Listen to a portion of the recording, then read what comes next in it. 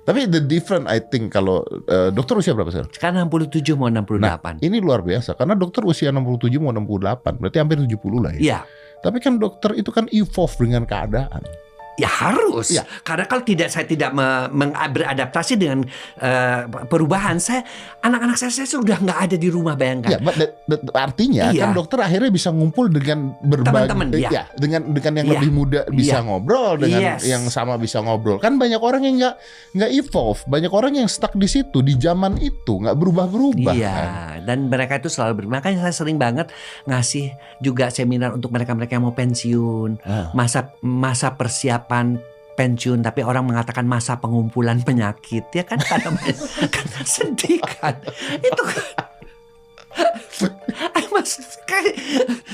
Jadi ya bisa seperti itu. Coba deh lihat, saya cuman lihat nih pensiun ya, lihat berapa lama lagi stroke. Karena mereka itu nggak bisa post power syndrome. Dan ya langsung salah satunya juga gangguan fungsi ereksi. Tapi bener, saya berani taruhan nih dokter nih ya. Nih maaf nih dokter nih. Coba deh berhenti kegiatan deh. Oh, saya nggak mau. Berhenti kegiatan. Sebulan sakit Anda. Pasti. Ini saya kemarin ketemu dengan teman-teman dokter. Ya. Jadi si dokter namanya dokter jantung, dia udah senior. Dia itu saking kasihan sama pembantunya, jadi kamarnya di atas. Takut kan dia udah 70 tahun, dipindahin ke bawah biar nggak naik ke atas, malah jadi lumpuh. Karena tidak pernah dipakai. Iya. Sama kayak otak kita. Sama. Karena nggak pernah dipakai. Gitu, iya.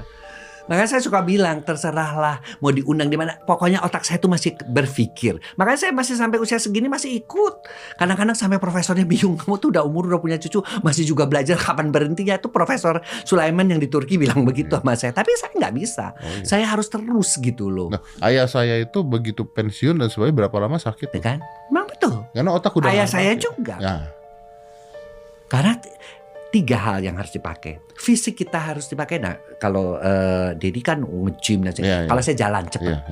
Yang kedua, otak kita harus dipakai. Jangan sampai Alzheimer. Yaitu dengan cara banyak baca, banyak ngobrol, bergaul, bikin ini podcast, gudang semua. Itu kan juga. Betul. Yang ketiga, jiwa. Jiwa kita itu harus tenang. Harus tenang. Kalau saya kebetulan muslim ya berzikir, ya berbuat baik. Ya artinya hal-hal yang positif untuk jiwa kita. Benar. Gitu loh. Dan dokter, saya rasa dokter juga tahu. Jadi ketika dokter masih jalan kan, masih olahraga dan sebagainya. Kemarin masih tadi pun masih jalan. Nah, masih jalan, masih apa. Jadi ketika seseorang itu masih melakukan olahraga apapun itu coba di research. Atau ada yang namanya the hope molecule katanya. Nah, hope molecule itu jadi ternyata bukan hanya badan kita bagus, tapi otak kita juga terangsang.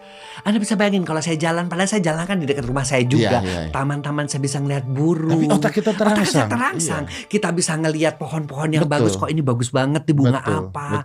Iya kan. Belum lagi orang-orang senyum, tukang-tukang yang bersih-bersih ini tuh. Dok, apa kabar dok? Senang kan kita ketemu, berinteraksi kan. Dan itu butuh untuk otak dan jiwa kita. Iya betul.